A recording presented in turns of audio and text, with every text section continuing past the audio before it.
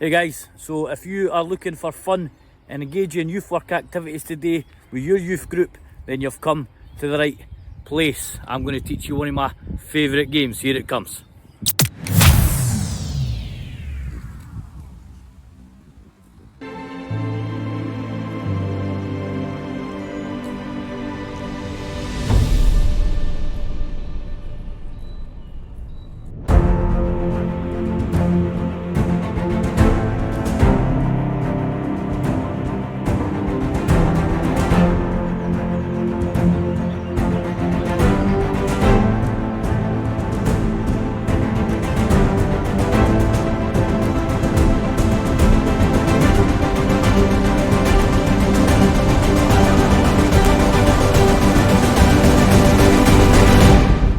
So this is a game that gets young people off their Xbox, off their phone, out into nature, out into the great outdoors, into the fresh air, and it's a game that once they get up and running, I promise you they'll love it. Today I've come to Davis and Mains Park. It's a park I spent a lot of time in my childhood and I had great memories here, and it's a park that I bring youth groups often when I want to play my favourite outdoor youth activity, and that game, capture the flag. The reality is, you can play this game pretty much anywhere. I've played this in classrooms, I've played this at the beach, I've played it in playgrounds, in the youth centre. I've just brought you to the woods today because I'll be honest, I think that's the best place. I think it's the most fun. And to tell you the truth, you didn't even need to have a flag. A couple of bibs just like these, they'll do you just fine. The purpose of capture the flag is to do just that. You're trying to capture the other team's flag first and get back to your side before they capture yours. The first to get their flag back to your side, that's the teams that win. So for example, the yellow team, they want to try and grab the red flag. If they manage to get the red flag back before the other team do, then they are the winners. That's how you play. The first thing you've got to do when playing capture the flag is to divide the area into two. Like I've got here, I would use a big log just like this, and out of the young people get a line of aim right along the middle in whatever area we are using. I would then set a clear boundary with the young people. And in this area, why I like it so much is there's a natural boundary. Behind me, just a wee bit further back, there's a fence. To this side, there is a path. That side, there's a path, and there's a path at the end there. That sets a clear, defined area in which we're playing the game.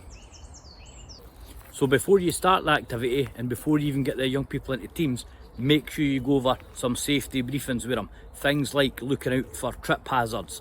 You've got rocks when you're in the woods, you've got tree roots, you've got divots and wee holes and all that you need to be mindful of to keep the young people safe. But we also need to look divots and wee holes and all that you need to be mindful of to keep the young people safe. But we also need to look the other way, and that means looking up the way. Branches to smack your head off.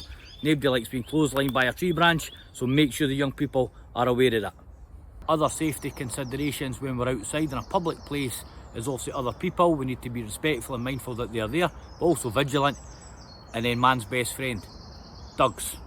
Young people love dogs. They love seeing dogs when you're out and about, and they love calling them over and trying to play with them, right? They love to go over and try and clap the dog.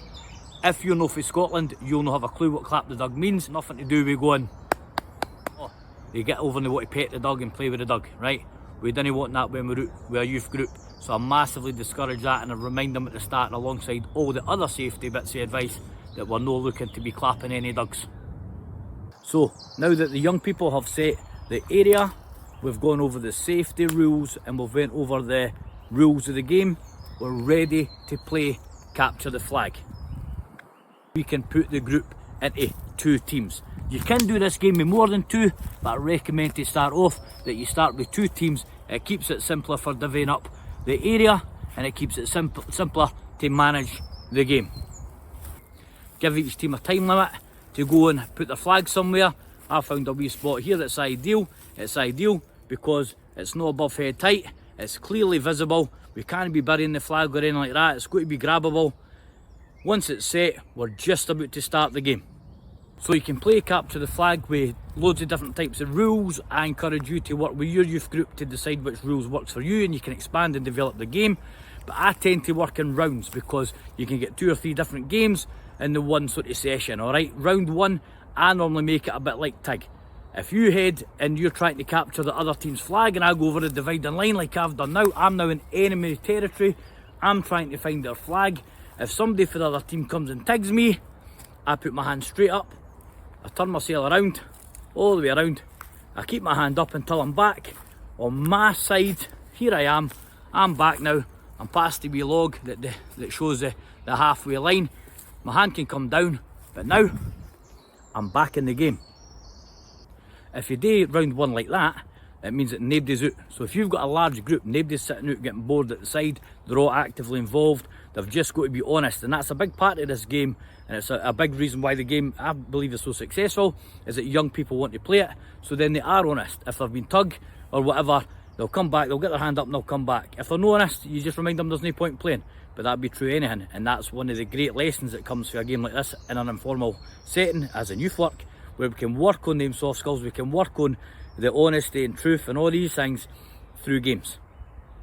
Now it goes without saying, if I can get to the other team's side and I can go there and I can grab their flag and I can get myself back to my side nice and fast, I will be the absolute hero of my team.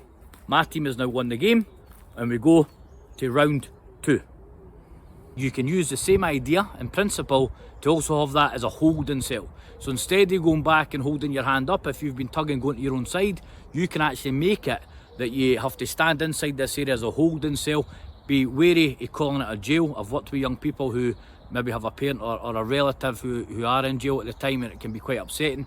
Maybe call it a holding area. If you get tugged, you go to the holding area and you're waiting to be rescued by one of your pals, and they can do that by high-fiving you, and then you both can put your hand up and run back to your side and you're both back in the game. Alright, but you can't just run out until they've high-fived you. The attacking player's got a choice. They can either free you or capture the flag. They can't do both. If they high-five you, you've got to leave the flag where it is and then get back to your side before you're back in the game. So my final variation of the same game, it's kind of like having that holding area, but instead of looking for a flag, you're looking for a person, you're looking for one of your teammates, and that person might hide somewhere or be hidden by the other group in their half, and obviously you and your team, you've got to try and find them, you've got to locate them, you've got to high-five them, and you've got to run them back before any of you are tagged. For that game, you really do have to kind of have like a exclusion zone that the defending team can't go in, just to give yourself a wee bit of chance. But it's great fun, it can last for ages, and honestly the young people, when they strategise and try and find a way to save their pal, they really enjoy that as well. I hope some of the ideas and suggestions and variations I've given you are useful for working with your youth group. Again though, work with them and let them decide, let them choose, let them make their own variations of that game. But I promise you, and I did promise you, they would love it, and they will absolutely love that game. So if you've enjoyed the video and you think the content can help you and your youth group, then obviously do hit like, hit subscribe, and make sure you catch the next video in the series. Alright guys, happy youth work.